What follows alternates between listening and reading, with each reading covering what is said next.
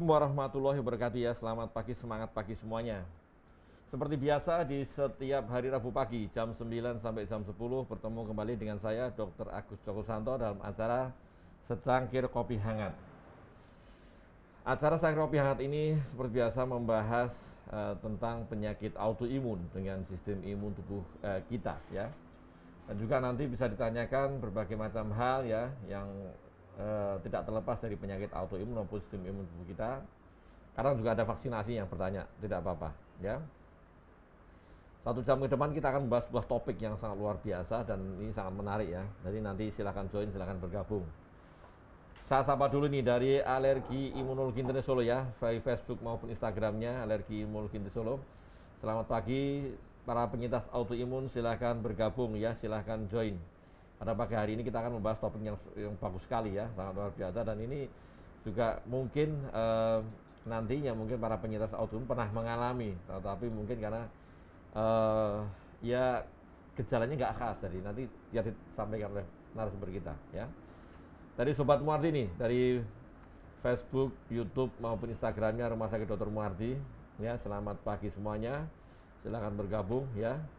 Join, nanti bisa menyampaikan pertanyaan mumpung ada narasumber yang kita hadirkan pada kesempatan pada pagi hari ini.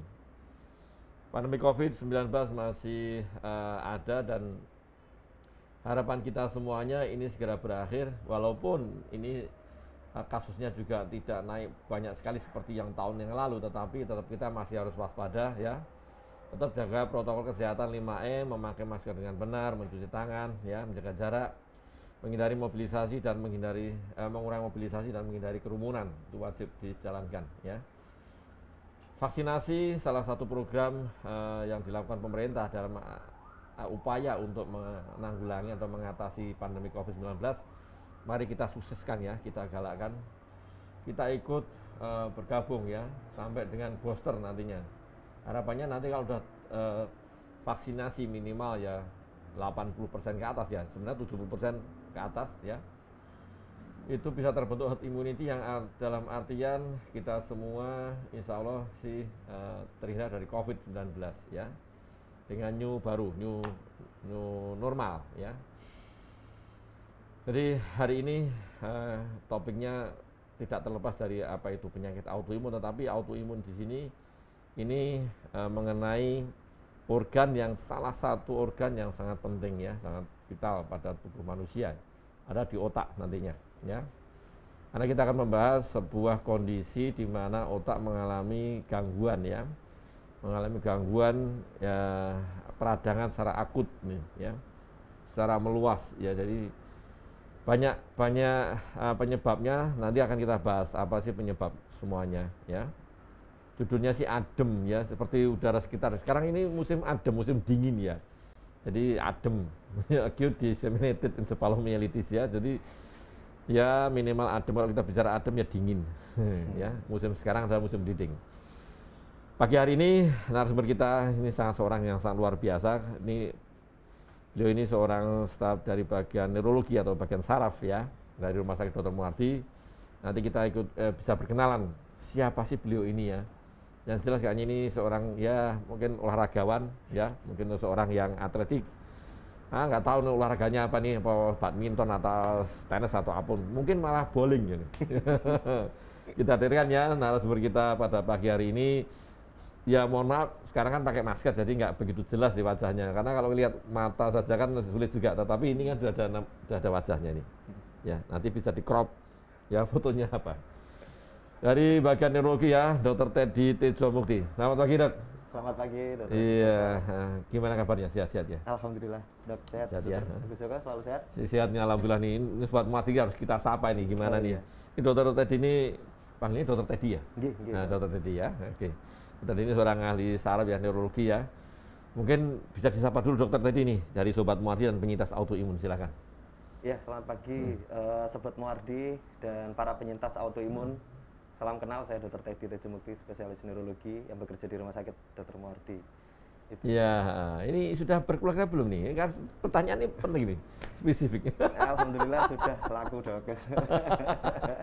Udah punya putra nih. Kegiatannya gimana dok selama pandemi ini? Apa masih seperti biasa atau gimana nih? Ya kemarin kan sempat ada pembatasan itu, jadi ya sebelumnya itu ya sudah sempat mulai main futsal lagi itu dok. Tapi terus karena ada Terus ada futsal ya nih ya? Iya. Wah kita kapan-kapan main nih.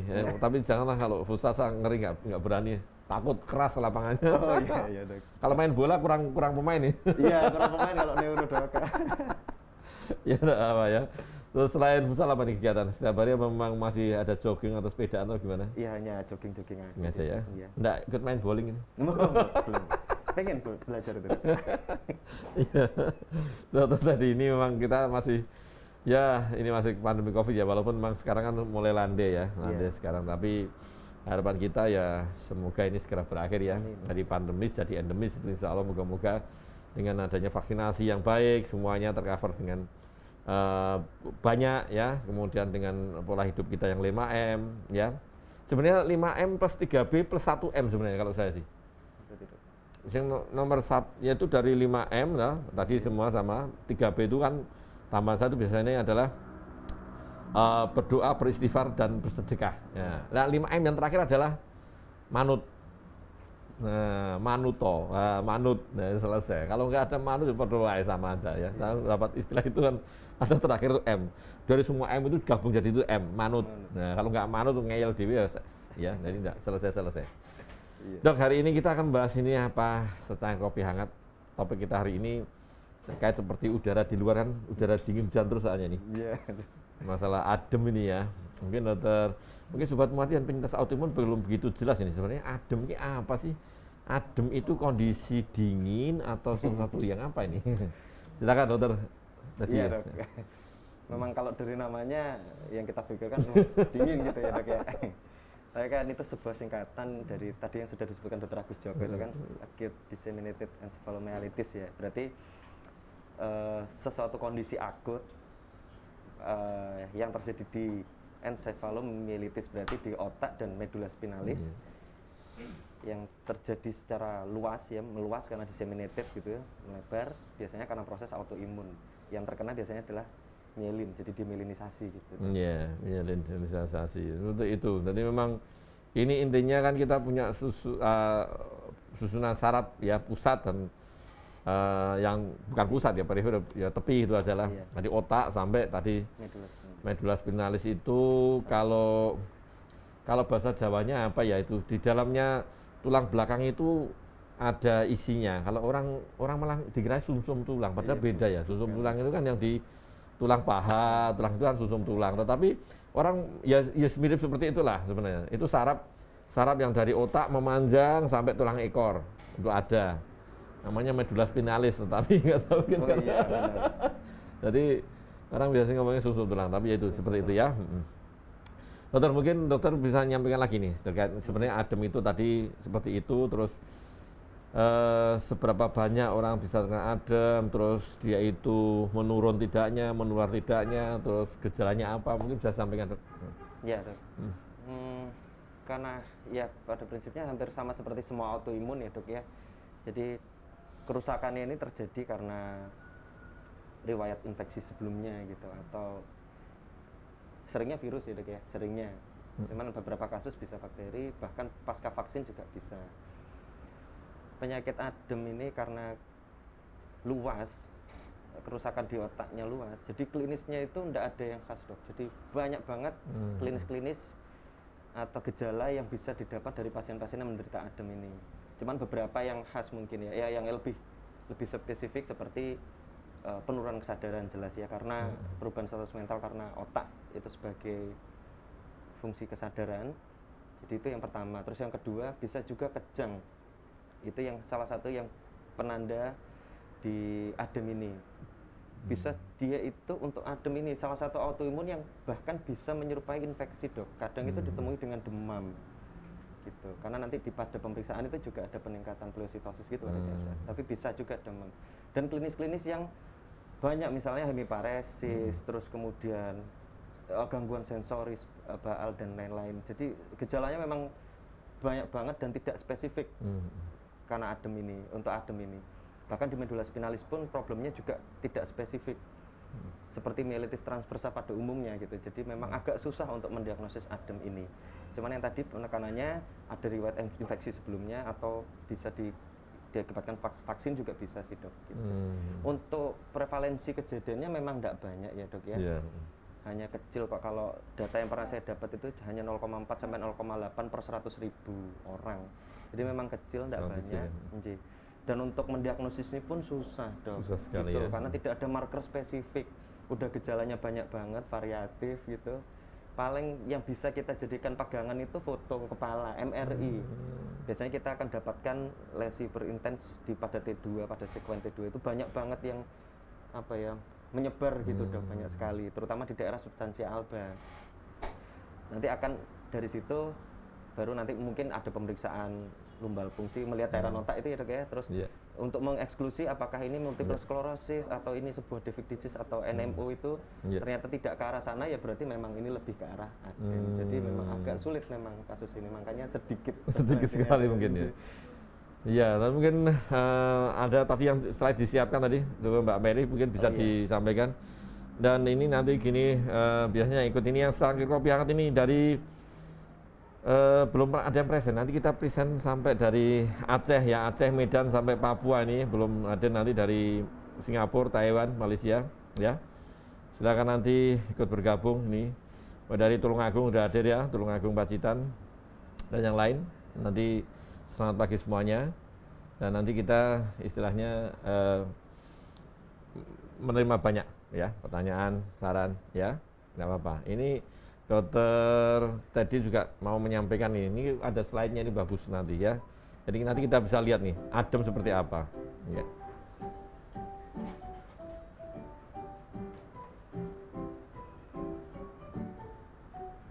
ADEM, apa itu ADEM? ADEM atau Acute Disseminated Encephalomyelitis merupakan suatu penyakit autoimun yang menyebabkan demyelinasi pada sistem saraf pusat. Umumnya, ADEM didahului dengan episode infeksi atau pasca vaksinasi.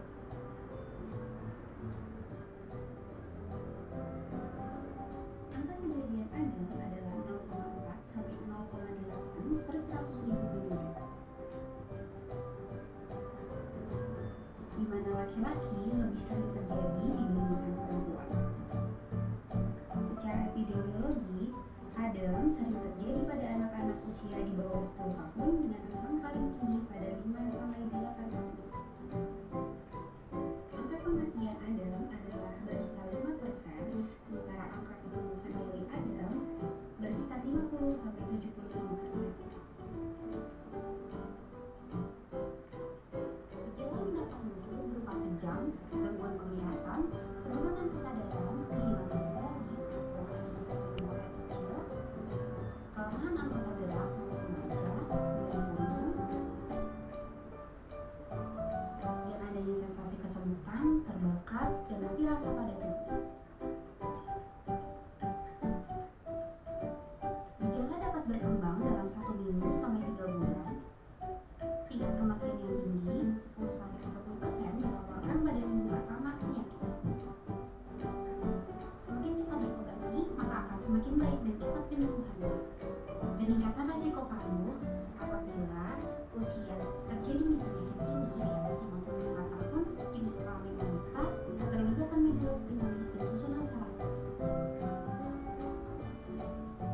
Pemeriksaan penunjang yang dapat dilakukan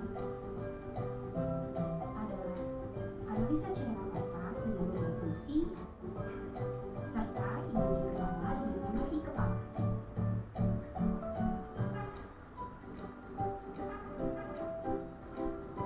Tata laksana dari penyakit ini adalah dengan steroidosis tinggi menggunakan metronidazol, IVIG, plasmapheresis, serta terapi sesuai dengan gejala.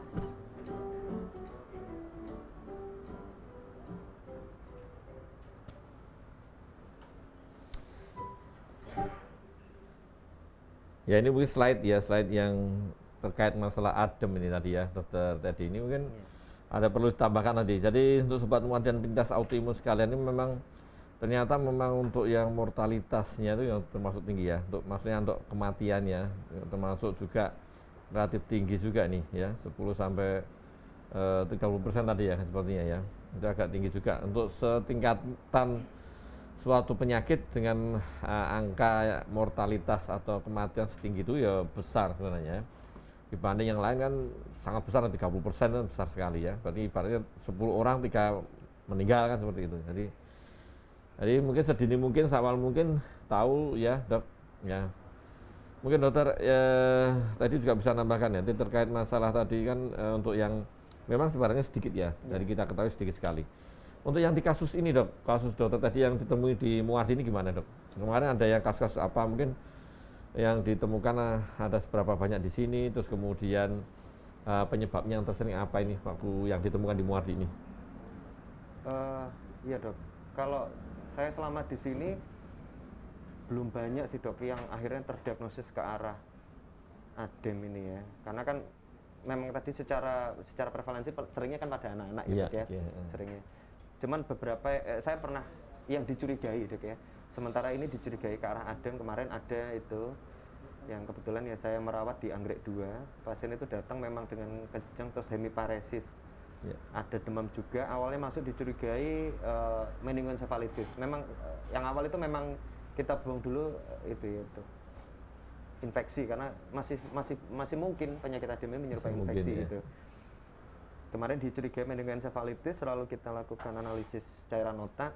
Ternyata angka untuk penanda ke arah infeksinya tidak ke arah sana dok. Memang ada peningkatan jumlah leukosit, cuman jumlah sel gitu ya maksudnya, tapi bukan angka yang ke arah itu. Terus kemudian kita lakukan imaging, MRI. Ternyata dari bacaan MRI memang ada lesi yang letaknya tidak sesuai dengan penyakit yang lain seperti MS dan lain-lain. Jadi letaknya lebih ke arah ADEM, masih dicurigai kasus itu ADEM. Terus akhirnya kemarin dilakukan tindakan push terapi dengan steroid kemarin. Untuk klinisnya stabil. Cuman memang kasus ini agak masih rancu karena ya itu tadi dok, nggak ada marker spesifik gitu. Jadi yang penting kita buang dulu, kita eksklusi dulu yang lain. Iya. Gitu, dok. Jadi berarti diagnosisnya ya benar, salah satunya adalah mencari yang lain yang sudah pasti ada dan ternyata tidak ada. Nah itu dicurigai atau dimungkinkan suatu kondisi ADEM tadi ya. Silakan yang bergabung nanti menyampaikan pertanyaannya. Ini mau dari yang pertama ini dari Mbak Pinky ya, Pinky Lorenza nih. Gimana kabarnya Mbak Pinky ya, sehat ya? Saya sering kejang dok, hasil EEG sadar atau tidak, atau tidur positif 1. Saya autoimun polymyositis dan sering migrain dok. Nah ini pertanyaan apa Mbak Pinky? Ya mungkin kenapa sering kejang kali ya? Iya, kenapa kejang ya? Gimana dok? Iya kalau kejang itu penyebabnya banyak ya dok ya. Iya, oke.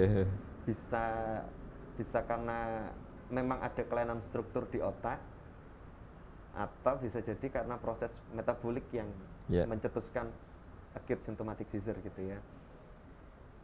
Salah satunya di ini hasil sudah direkam EEG. Tapi kalau memang kejang yang karena epilepsi gitu ya, ada kelainan di otak, kelistrikan di otak, biasanya atau seringnya akan tertunjang dengan EEG. Biasanya akan menunjukkan gelombang interiktal atau gelombang iktal, bahkan itu bisa terekam pada pemeriksaan EEG. Cuman ini mungkin EEG sadar tidur positif 1. Yang maksudnya positif 1 ini biasanya itu nanti bunyi EEG itu akan tampak misalnya ada intermittent slow atau ada epileptogenic zone seperti itu ya dok ya. Kalau sudah ada kalimat seperti itu memang menandakan bahwa epilepsi. Jadi memang kejangnya karena epilepsi dan harus di-maintain dengan obat-obatan anti epilepsi.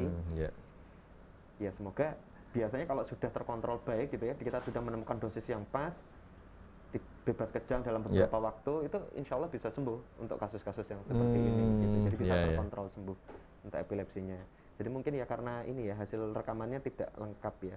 Kalau EEG itu kan pasti sadar ada direkam, pas tidur juga direkam. Nanti hasil-hasilnya itu akan ada. Ini positif 1 yang dimaksud ini saya juga iya deh, positif 1 maksudnya apa nih Pak Pinky Lorenza nih. Pinky ya. Iya. Dari ini aja, dari Mbak Yufranka ini, dari yang ada di Kimologi dari Solo ya. Para penyintas apakah ini Pak, maksudnya penyintas autoimun, apakah bisa menderita ADEM ini tanpa melalui adanya infeksi ini dok? Ya, jadi ini seorang penyintas bisa nggak langsung jadi kena ADEM nih tanpa infeksi ini? Kalau ngelihat patofisiologinya ya dok ya, karena ada proses mimikri itu ya Dok. Harusnya ya diawali proses infeksi Dok. Atau bahkan vaksinasi deh kayak gitu Dok. Harus ada pencetus. Karena bukan sebuah infeksi kan Dok penyakit ini, jadi bukan terkena virus terus oh saya adem gitu pada saat itu, tapi bisa jadi sekarang kena infeksi, ternyata nanti sebulan kemudian muncul gejala-gejala adem itu tadi. Jadi ya harus didahului kalau menurut saya seperti itu Dok. Berarti tidak langsung serta-merta ada masuk infeksi terus kemudian adem kan enggak ya, butuh waktu ya dia. Butuh waktu untuk membuat peradangan ya, membuat suatu sing kalau istilah Jawanya apa ya, mirip-mirip memar apa ya, meradang lah ya, peradangan di otak maupun susum apa yang medula spinalis tadi. Susum doang ya enggak bisa ya. Jadi itu ya Mbak Francia. Jadi tapi menurut saya memang bisa ya, itu memang harus ada infeksi salah satunya, tetapi bisa juga sih seorang penyintas autoimun tapi jenis yang sistemik itu bisa juga, tapi kan dia memang autoimun yang mungkin tidak terkontrol dengan baik ya Dok ya. Maksudnya tidak terkontrol dengan baik, terus dia sering flare. Nah akhirnya kalau flare terus nanti bisa juga memunculkan suatu kondisi peradangan di otak maupun tadi ya, bisa juga ya. Salah satu yang sering kan seperti misalnya Sjogren syndrome juga bisa ya, lupus ya masih mungkin. Jadi penyakit-penyakit autoimun yang sistemik tadi ya, kalau memang tidak terkontrol dengan baik ya, akhirnya bisa memunculkan peradangan di segala tempat, salah satunya di otak tadi ya. Tapi memang terbanyak tadi infeksi ya Dok ya. Iya Dok. Infeksi ya, infeksi pun tidak serta-merta infeksi sekarang terus kena, ya butuh waktu kan ya. Butuh waktu ya. Jadi memang seperti itu. Mbak Franka tadi ya, Mbak Pinky Lorenza ya. Terus bawahnya Mbak dari Instagram nih. Dari Sylvia nih, Evangelista ya. Pagi dokter, apakah tiap penyintas berpotensi adem? Nih sama dengan tadi hampir mirip ya. Jadi sama dengan mirip dengan Mbak Franka tadi, bahwasanya ya masih mungkin, tetapi tidak selalu ya. Kalau autoimunnya itu terkontrol dengan baik sih insya Allah tidak apa-apa ya. Intinya kita harus kontrol autoimun dengan baik, berkontrol baik, terus kemudian terkontrolnya macam-macam dengan pola hidupnya, terus dengan obat-obat terapinya. Nah itu bisa insya Allah sih tidak terkena adem ya. Tapi yang terbanyak tadi saya sampaikan dokter tadi adalah infeksi ya. Mbak Ayu Franka ini juga tadi ditambah lagi dengan gejala klinis yang banyak dan tidak khas ini, ditambah angka kematian yang tinggi.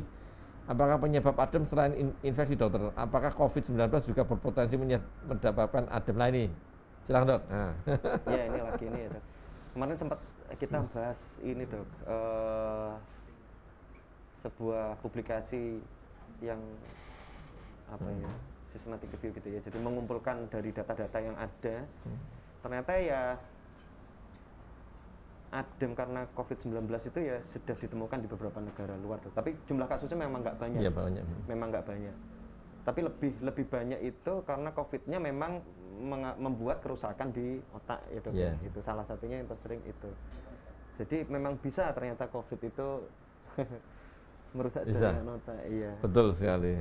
Saya setuju nih pendapat dari Dr. Teddy ya. Memang beberapa literatur menunjukkan seperti itu literatur ya, dan saya juga memiliki pengalaman sendiri bahwasanya orang yang terkena COVID ya, pasien-pasien yang terkena COVID itu ada beberapa juga mengalami kelainan ini. Jadi COVID-19 sebagai pemicu ya, pemicu untuk memunculkan kondisi misalnya adem atau autoimun tersering ya Dok ya. Iya. Autoimun itu dia kalau udah punya bakat, COVID-nya ada, setelah COVID itu sebagai pemicunya akhirnya muncul, jadi manifest, jadi kelihatan gejalanya, oh dia mau autoimun, oh dia mau adem tadi, ya bisa, tadi setuju. Jadi memang sudah ada beratur, tapi memang kasusnya memang tidak banyak, ya. Yeah. Kasusnya sampai sekarang yang direport, ya, yang direport mungkin tidak banyak. Mungkin ya kasusnya mungkin banyak, tetapi yang direport atau dilaporkan kan tidak sebanyak itu, ya. Tapi memang katanya ada. Ya, infeksi tadi saya sampaikan ya, infeksi bisa virus, infeksi bakteri bisa nggak gitu? Bisa tapi jarang Dok. Jarang sekali ya. Secara literatur juga jarang. Jarang ya. Jadi memang seperti itu ya. Jadi Gitu ya Mbak Ayu Franka ya. Jadi kalau COVID-19, makanya saya pesan sejak dulu, sejak setahun lebih yang lalu saya sudah pesan hati-hati dengan COVID, karena COVID ini yang apalagi yang kemarin itu varian-varian yang kuat itu bisa memunculkan semuanya. Saya punya pasien yang dia punya bakat atopi alergi, tidak pernah apapun, lama ini nyaman-nyaman, setelah kena COVID langsung alerginya keluar semua banyak sekali ya. Terus ada yang autoimunnya keluar. Jadi itu kuat sekali untuk memicu sistem imun tubuh kita ya. Jadi makanya hati-hati dengan COVID-19 ini. Jadi makanya sukseskan vaksinasi. Booster ya. Nanti bisa lihat nih yang di punya kita ada ya Mbak Mary ya itu ya. Ini asalkan nanti ada poster itu dimasukkan sini aja nanti. Ada poster. Selamat pagi nih dari Hong Kong ya. Dari Hong Kong gimana? Assalamualaikum, waalaikumsalam ya. Dari Mbak Klemira Balkis ya. Dok dari Hong Kong hadir ya, maaf baru ya. Oke. Gimana Hong Kong? Gimana, udah sehat-sehat semuanya? Udah bagus ya? Alhamdulillah sudah ada. Dok, boleh tanya Dok, ini habis kena ini Mbak Mary di agak kesana deh Mbak, agak sini, agak geser coba. Ini ya nih. Baru kena kalau kena ya Omikron. Mbak Mikron ya. Baru kena Mbak Mikron. Omikron, tapi alhamdulillah sudah sembuh Dok. Boleh tanya Dok, ini saya habis kena virus Mikron, kok bibir saya keluar bintik-bintik merah, obatnya apa ya Dok? Harus diolesi obat apa? Maksudnya makasih ya Dok, semoga saudaraku semua di Indonesia sehat semua, alhamdulillah, amin ya. Di sana juga semoga di Hong Kong bagus-bagus semua ya. Jadi kalau walaupun ini ya, kalau secara pelaporan memang Omikron tuh kalau tanya bisa berat bisa ya, Omikron tuh ditanya bisa berat sampai meninggal bisa ya, sampai masuk ICU bisa ya. Cuman memang kalau dibandingkan yang kemarin memang ya tidak sekuat yang dulu ya, yang seperti yang punya Delta yang di bulan Juni, Juli, Agustus kemarin ya. Tetapi tetap kita harus waspada dengan ini, walaupun dia tidak sekuat yang dulu, tapi tetap harus waspada ya. Kenapa kok bisa muncul misalnya, tadi sudah saya sampaikan ya, virus COVID apapun variannya, mutasinya segala macam, tetapi tetap dia masih COVID-19 namanya ya. Nah itu kekuatannya untuk memicu itu sangat kuat ya.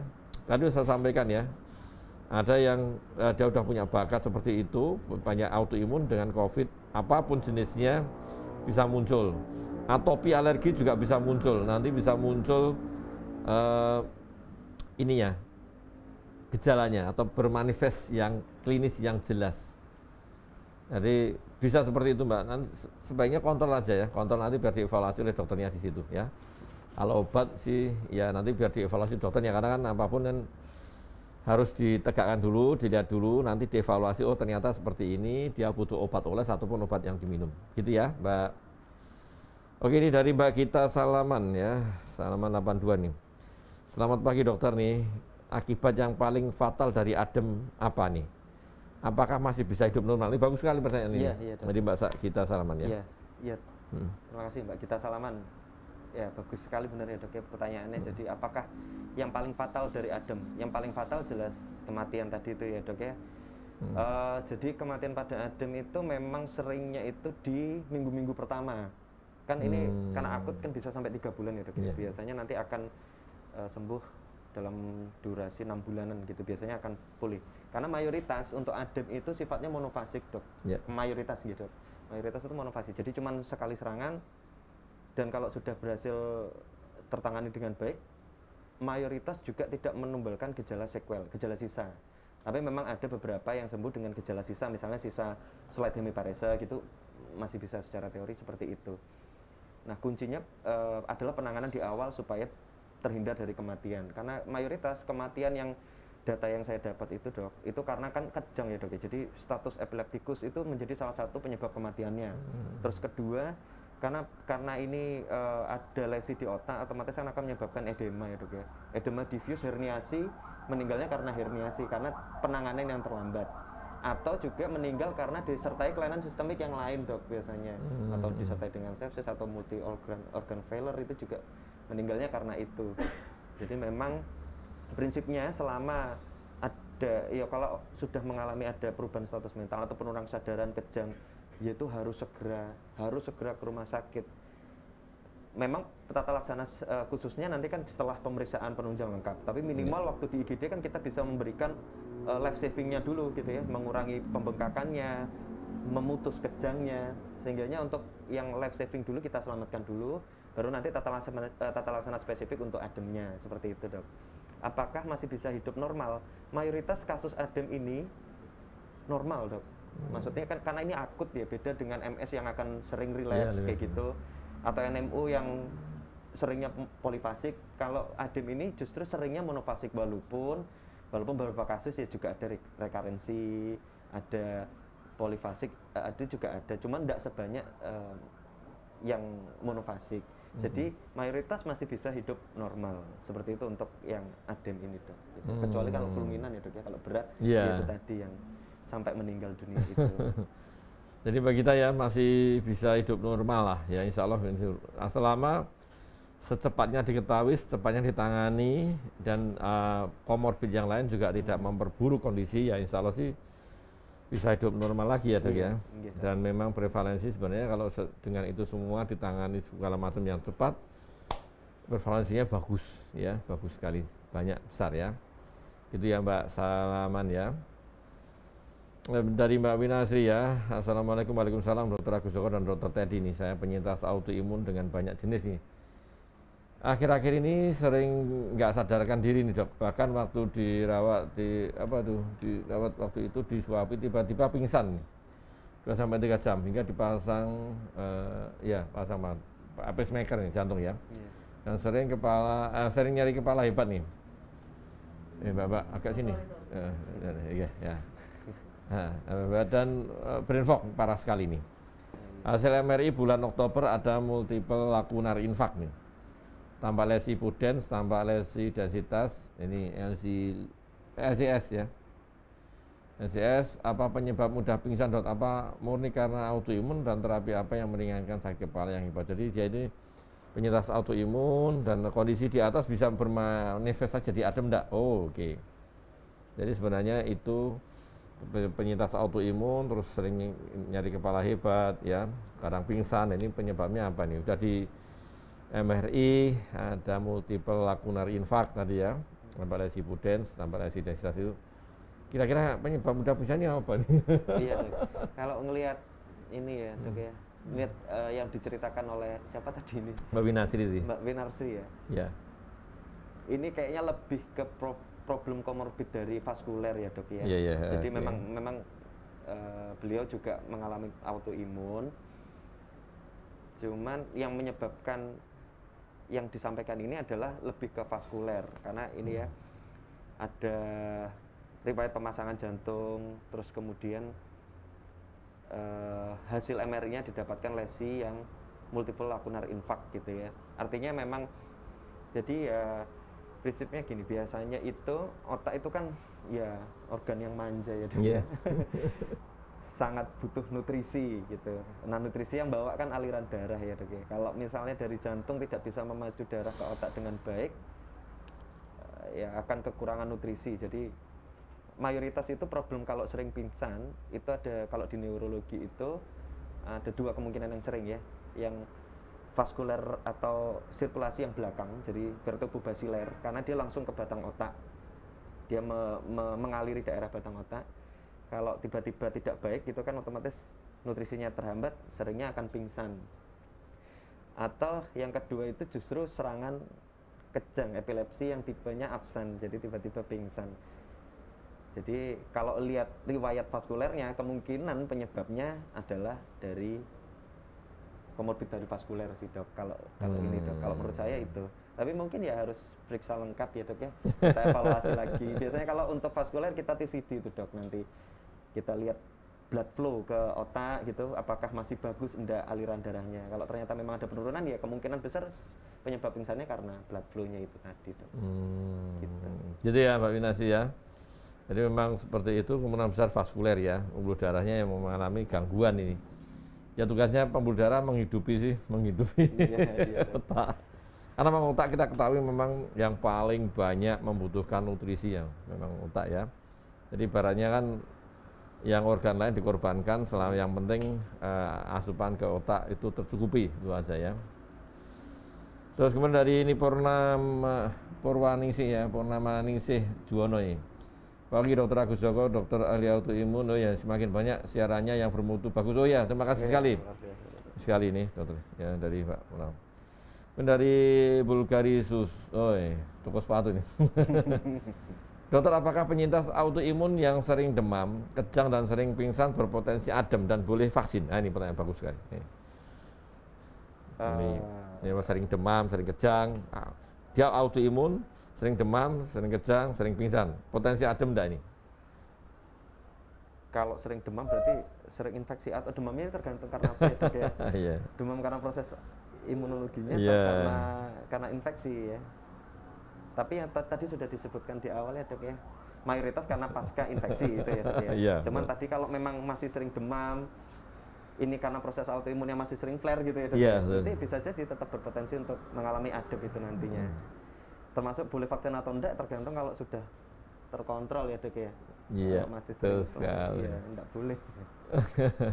Itu kalau menurut Bulgari ya, terima kasih dokter. Ini Bulgarisus ya. Jadi saran saya adalah kontrol dengan baik dulu autoimunnya ya, dengan berbagai macam upaya ya, mulai dari perubahan pola hidup, terus terapi yang adekuat ya, kontrol rutin ya, hindari exercise, olahraga ringan, dan yang penting adalah berbahagialah dari stres.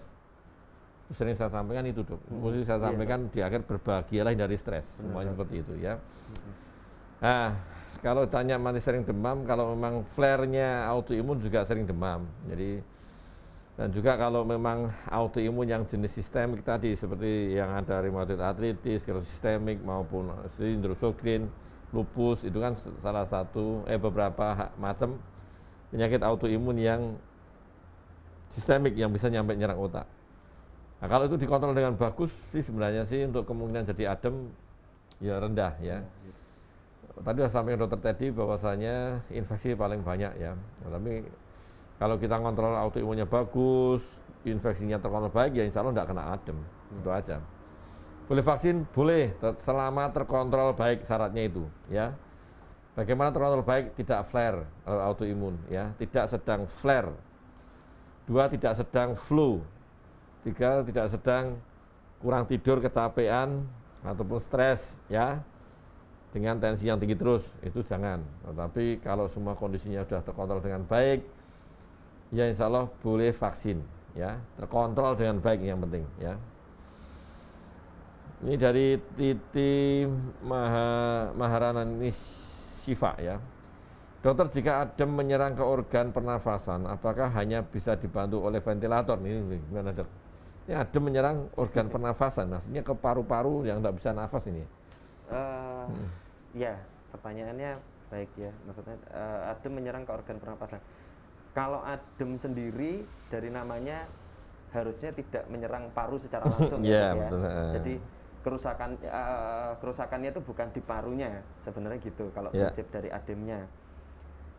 Tapi bisa jadi ada kesulitan atau gagal nafas yang karena memang masalahnya di sentral, karena dari aliran listrik yang menyuruh untuk bergeraknya yang bermasalah dari otaknya gitu dok ya. Misalnya dia ternyata trouble-nya di batang otaknya, di medula oblongata enggak mau gerak, enggak ada yang menyuruh bergerak gitu ya dok ya.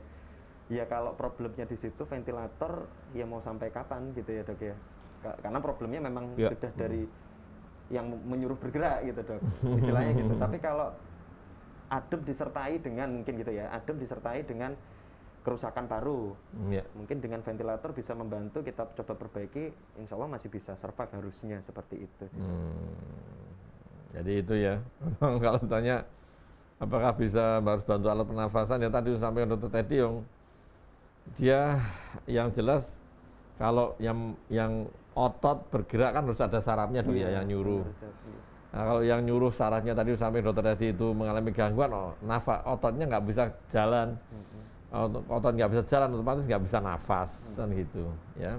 Jadi apapun ya tidak selalu terus semua adem tidak bisa nafas. Tidak semua seperti itu. Ini kalau dari alergi imunologi tersul tadi, ini mungkin ini beda ya dari Mbak Mediana ya. Mediana agak di luar topiknya. Ini saya ingin tanya apakah sindrom Sjogren ini bisa merusak jaringan-jaringan tubuh yang lain nih? Dan bagaimana bisa hidup normal untuk mengatasi sindrom Sjogren nih ya? Ini mau Itu tragis.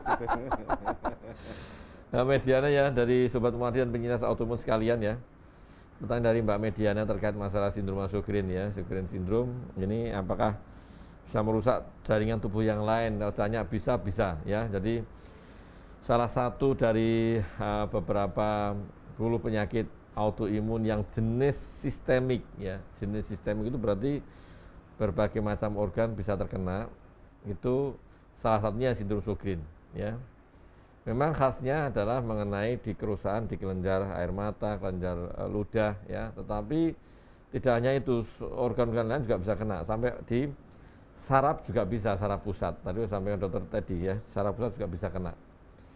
Nah, terus kemudian yang organ lain yang mana bisa, organ reproduksi, organ jantung, organ paru, semua paru, ya hati, semua bisa kena.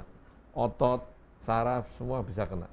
Ya, nah makanya sindrom Sjogren ini termasuk yang jenis sistemik ya, klasikal sistemik autoimun, mirip dengan lupus, rheumatoid arthritis, dermatomisis, polymyositis dan sebagainya ya. Memang dia bisa mengenai.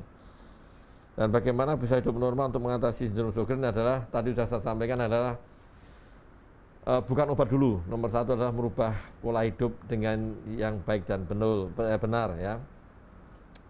Nomor dua nanti baru pengobatan yang rutin, yang diminum dari anjuran dokternya untuk ngontrol. Ini minum obatnya itu tidak seperti, mohon maaf, minum obat untuk flu, enggak. Ini jangka panjang, ya kalau autoimun harus jangka panjang. Makanya ya saya harapkan tidak bosan-bosan untuk minum obat, dan memang kebosanan pasti adalah, yang minum obat setiap hari ya bosan ya. Yeah. Tetapi ini untuk kebaikan kita semuanya, kebaikan para penyintas tetap ya. Yang ketiga itu tadi, berbahagialah dari stres. Untuk semua penyintas autoimun, tidak hanya sindrom Sjogren ya. Itu ya Mbak Mediana ya. Ini juga dari Mbak Armiasa Saridina ya. Armiasa Saridina sudah saya jawab sekalian. Jadi pertanyaannya apakah Sjogren bisa kena semua? Ya memang bisa ya. Memang beberapa organ bisa terkena, tidak hanya di mata dan mulut ya, yang lain bisa kena. Gitu ya. Dari Mbak Rizkia, dari Mas Rizkia Ratna, siapa ini? Ya, Rizkia Ratna nih ya. Dokter maaf, kalau adem apakah penyakit keturunan nih? Nah ini, atau karena makanan, apakah termasuk penyakit kambuhan? Nah ini bagus.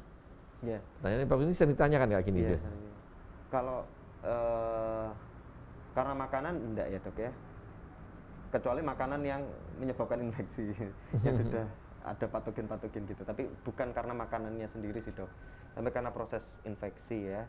Terus kemudian penyakit kambuhan, mayoritas adem ini itu satu fase, artinya monofasik, jadi sekali terkena mayoritas itu akan sembuh dalam 6 bulan biasanya, 1 sampai 6 bulan itu akan sembuh. Mayoritas tidak kambuh, tapi ada beberapa ya lebih sedikit kasus yang ada istilahnya rekuren. Jadi kambuh itu kambuh secara klinis, tetapi waktu diperiksa itu kerusakan otaknya tidak ada penambahan kerusakan. Jadi kerusakannya tetap, tidak ada tambahan, tapi klinisnya berulang. Tapi itu pun juga nantinya akan sembuh. Biasanya kasus yang recurrent. Nah ada juga kasus yang tadi polifaksik tadi, jadi habis 6 bulan pertama gitu, ternyata nanti 3 bulan biasanya dok ya, 3 bulan sembuh, membaik, ternyata nanti di bulan ke-6 muncul gejala serupa di MRI, ada lesi yang baru atau meluas, itu bisa juga. Tapi kasusnya tidak banyak dok untuk adem ini. Seringnya adalah satu fase itu tadi, seringnya sembuh. Terus apakah keturunan, yang dimaksud keturunan dari, saya takutnya itu beda persepsi. Kalau adem ini ya harusnya tidak menurun ya dok ya, harusnya. Tapi kalau profil imunologinya mungkin ya dok ya, mungkin bisa diturunkan gitu. Tapi untuk adem sendiri tidak menurun seperti itu dok.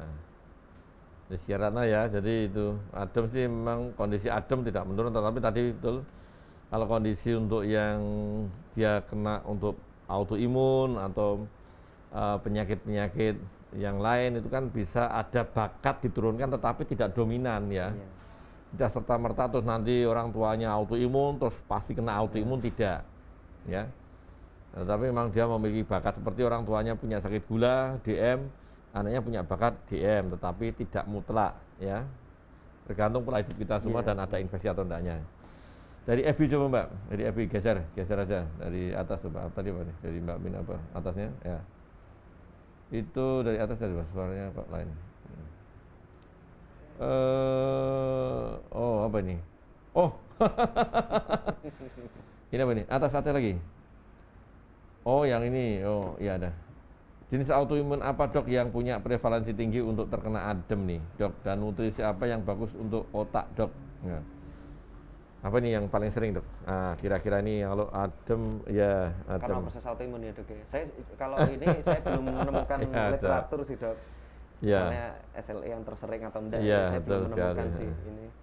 Nah gitu betul dari Mbak Winasi, jadi sudah saya sampaikan tadi memang terbanyak adalah yang itu, yang mengenai autoimun jenis yang sistemik tadi. Yang sistemik kan banyak, ada mau apa itu yang bisa menyerang ke otak. Yang memang sering yang ada sih salah satunya memang lupus dan juga yang Sjogren syndrome tadi. Itu bisa memicu, walaupun memang datanya sih seberapa banyak ya memang belum banyak sebenarnya ya. Terus bawahnya Mbak dari Pak Jajang nih. Oh nama saya diganti nih. Dr. Agus Joko Haryadi nih, SPPD Top Markotop. Oh iya nih, ya geser sini Pak, geser sini. Oh ya, oh nanti dibancak ini. Terus kok suaranya, iya oke. Disulis teori ini, oh koreksi Pak Jajang. Oh ya, ini udah dikoreksi. Nama saya Dr. Agus Joko Susanto ya. Nanti agak doping. Oke. Yang dari Instagram. Ini dari Instagram ada udah ya, memang banyak. Jadi itu ya, dari gini, dokter tadi memang sering yang disampaikan tadi. Apakah ini suatu kondisi keturunan ataukah itu suatu kondisi menular, kan sering seperti itu. Pertanyaan itu betul. Berarti penyakit itu pertanyaan adalah ini nurun tidak, terus kemudian ini menular tidak. Dan yang terakhir adalah tadi sudah saya sampaikan, ini bisa hidup normal ataukah malah banyak meninggalnya, itu loh, itu mesti banyak ya. Jadi memang kita harus waspada bahwasanya tadi sudah disampaikan dokter Teddy bahwasanya adem ini suatu kondisi di mana biasanya sudah didahului ada suatu yang tersering kan infeksi tadi ya, infeksi tadi ya. Walaupun memang dari yang kondisi lain bisa juga memunculkan kondisi adem ini ya. Jadi itu.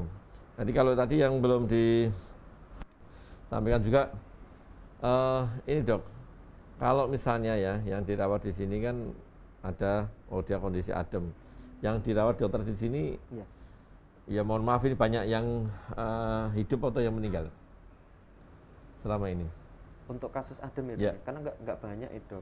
Kemarin yang adem yang kemarin itu ya alhamdulillah selamat dok. Selamat ya, oke. Selamat, menyisakan sedikit gejala sisa selatan parese dan kemarin gangguan atensi. Tapi kan saya follow up di poli belum tahu follow up-nya sih dok. Tapi yang kemarin alhamdulillah bagus ya, karena mungkin dia itu segera didatang itu dok, kan datangnya dengan penurunan kesadaran, kejang, hemiparesis, segera didatang kita bisa life saving di awal sambil kita melakukan pemeriksaan penunjang kemudian, jadi alhamdulillah masih bisa survive. Pada prinsipnya itu dok. Jadi ya tanpa gejala sisa ya, jadi bisa hidup bagus ya ini. Iya bisa dok. Hari itu ya, tapi sebenarnya pokoknya tetap semangat ya. Jadi untuk penyintas autoimun tetap semangat ya. Hindari stres, berbahagialah, itu penting sekali. Soalnya kalau kita apalagi sekarang pandemi COVID-19 seperti ini ya. Mau ke mall mungkin sekarang boleh. Boleh. Kalau kemarin boleh ke mall, sekarang tidak ada yang di mall ya.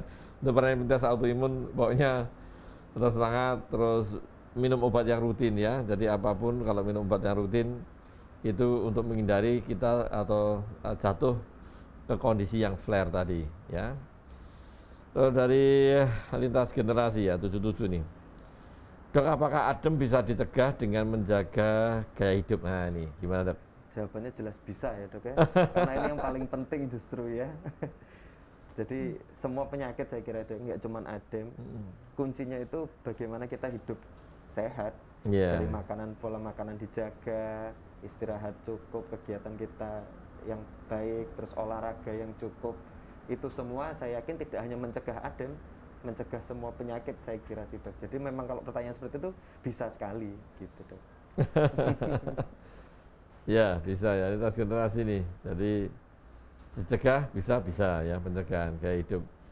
Harapannya dengan merubah gaya hidup kan, satu, kalau memang sudah memiliki autoimun ya, jadi kan autoimun jadi terkontrol baik. Dua, misalnya tidak orang sehat, kalau gaya hidupnya jelek, otomatis daya tahan tubuh kan menurun ya, mudah infeksi.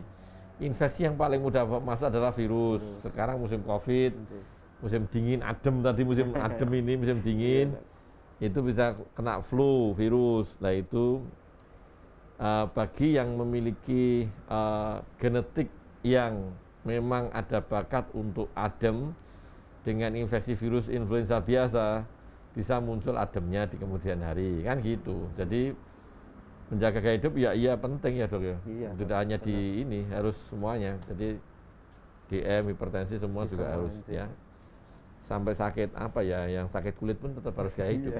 Kebersihan. Kebersihan bener dok. Alergi ya, seperti itu.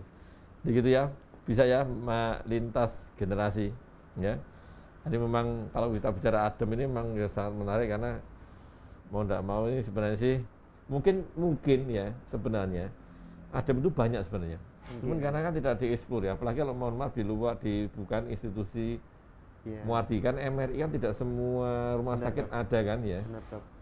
Jadi ya itu bisa jadi dok. Jadi belum nggak ada fasilitas MRI, tapi kondisi klinisnya seperti itu, nggak berhasil melewati life savingnya, nggak berhasil, terus meninggal. Ya meninggal, terus akhirnya jadi bingung.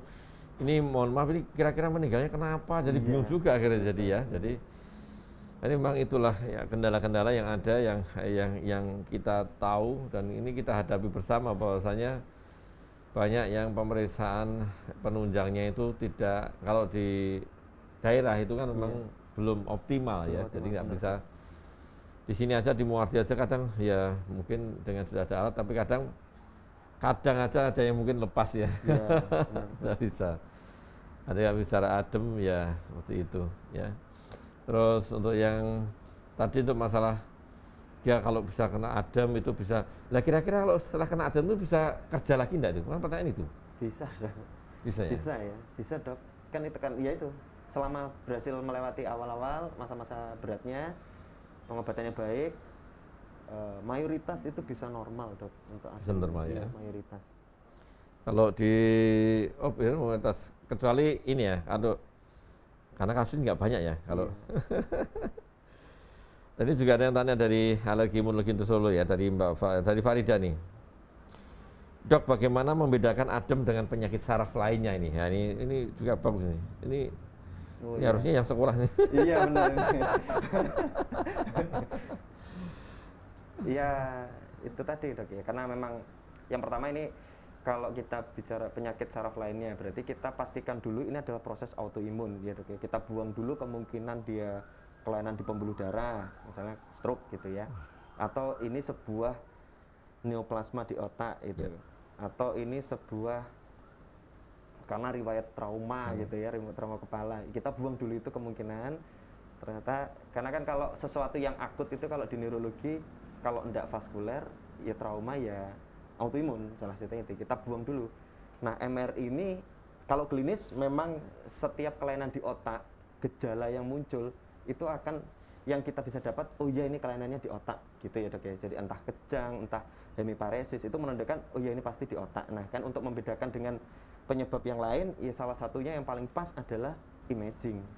Kita lihat kalau tumor dia otomatis akan menyerap kontras saat diberikan kontras. Kalau vaskuler dia relatif akan tampak gambaran yang menyerupai gambaran kelainan vaskuler. Misalnya kalau perdarahan ya gambarannya ada hematom atau hyperdense di CT scan seperti itu ya. Tapi kalau gambaran demyelinisasi ini biasanya dia demblok-demblok adem itu hiperintens tapi luas banget gitu. Jadi memang imaging akan membantu menyingkirkan kelainan saraf yang lain, penyebab yang lain gitu dok. Saya kira itu sih dok, kalau misalnya untuk membedakan dengan penyakit yang lain. Iya nih, dari berarti ya Mbak Farida tadi ya, tadi memang salah satu yang untuk membedakan tadi ya, kalau gejala sih kadang sok mirip-mirip juga ya, jadi memang butuh pemeriksaan penunjang, salah satu tadi MRI, dan ini memang tidak setiap rumah sakit ada ini susahnya di situ ya. Dan ini Mbak Mega ya, Haidar dari Jepara hadir ya, selamat pagi dari Jepara juga sudah hadir. Dari Sulis Amartapuri ya dok, kalau sudah pernah kena adem ya, apakah bisa kambuh lagi nih? Iya. Pemicunya biasanya apa ya dok? Nah ini. Ya, beberapa kasus itu bisa dok. Walaupun mayoritas tadi ya satu kali serangan aja, tapi bisa berulang. Ada rekurensi itu ada. Penyebabnya pemicu biasanya ya itu tadi dok, infeksi lagi atau memang problem autoimunnya yang sedang flare itu juga bisa sih dok. Jadi ada beberapa kasus untuk adem ini bisa recurrent, bisa polifasik. Jadi bisa tambah gede, tambah luas lesinya, atau lesinya tetap tapi gejalanya muncul lagi itu bisa. Gitu dok. Jadi bisa ya Mbak Sulis ya, jadi bisa kambuh lagi, tetapi semoga sih harapannya tidak terkena adem. Iya, harapannya itu tidak terkena adem, benar dok. Dokter Teddy ya, nggak terasa ini udah 1 jam ya, dan seperti biasa kita punya ini grup komunitas autoimun ya, Dokter Teddy. Iya, dok. Dari Sobat Muardi dan penyintas autoimun yang belum ikut join, ini khusus untuk penyintas autoimun ya, khusus ya. Jadi yang orang sehat mohon maaf nggak boleh ikut. Nomor WhatsApp-nya komunitas autoimun adalah di 0852 8206 2239 ya. Saya ulangi, ini nomor WhatsApp-nya komunitas autoimun 0852 8206 2239 ya. Dan hasil rekaman live streaming pada pagi hari ini bisa dilihat kembali di Facebook maupun YouTube-nya Rumah Sakit Dr. Muardi. Dan kalau sudah dilihat diapakan ini Dr. Teddy? Kalau udah jangan lupa diapakan? Jangan lupa di like, follow dan subscribe Dan share. Oke ya. Jadi istilahnya acara Sankropi Hangat ini insya Allah tidak hoax karena kita menghadirkan narasumber yang kompeten di bidangnya ya dok ya. Yeah.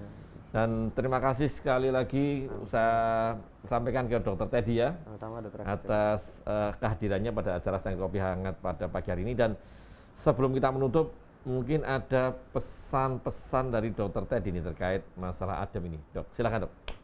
Ya, buat Sobat Muardi dan para penyintas autoimun, kuncinya yang penting adalah selalu berbahagia tadi ya dok ya. Jaga kesehatan, jaga pola hidup yang baik sehingga tidak terkena adem. Saya kira itu. Ya, singkat padat ya. Dari terima kasih Dokter Teddy dan situ ya. Untuk Sobat Muardi dan penyintas autoimun sekalian, ini karena memang tidak terasa 1 jam sudah berakhir. Dan nanti insya Allah kita akan bertemu kembali pada kesempatan yang lain di jam yang sama setiap hari Rabu pagi jam 9 sampai jam 10 di acara Secangkir Kopi Hangat bersama saya Dr. Agus Susanto. Dan sekali lagi terima kasih atas hadirnya Dr. Teddy. Dan kita cuma sekian, akhirul kalam. Wassalamualaikum warahmatullahi wabarakatuh ya. Selamat.